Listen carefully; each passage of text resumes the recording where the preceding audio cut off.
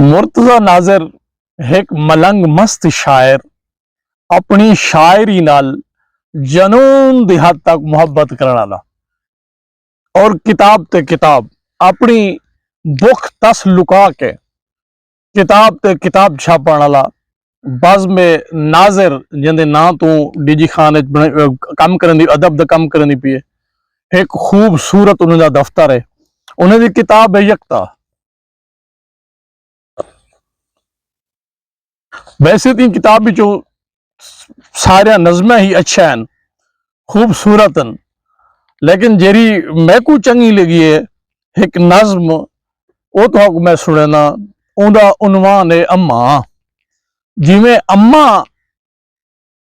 एक सच्चा मंजर है, एक सच्ची मुहब्बत है जिंदे विच मिलावट कै नहीं। मैं कोशिश की है जो मैं इहो जे मनाजर च बहां ई नज़म को पढ़ा वास्ते जिन्हें मनाजिर दे विच कोई मिलावट कै नहीं, जेरे कुदरती है।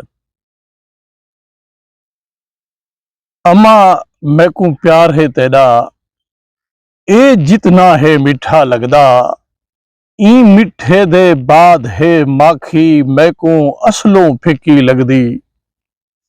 मैदा होवण तेरे नाल है तू ना होंदी मैं ना होंदा। अम्मा मैकू याद खड़ा है पिछली रात दे हिस्से उठी तू चक्की ते बहदी हावें मैं गोडे ते सुमदा हावी।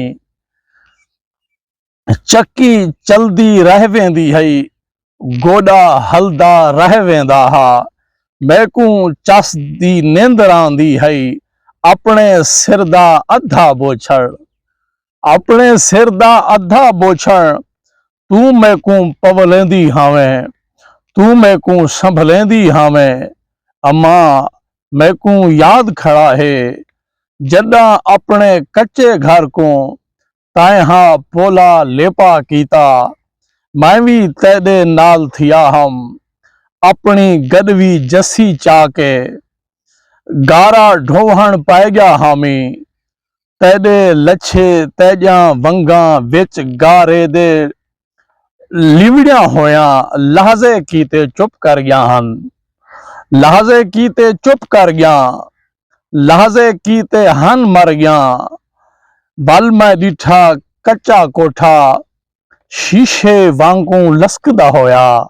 वल मैं डिठा कच्चा कोठा शीशे वांगू लसकदा होया। अम्मा तेरा कर्ज लहावा सिर सट तेरे पैर मैं चुमा। वल पेरें तू सिर ना चावा, वल पेरें तू सिर ना चावा।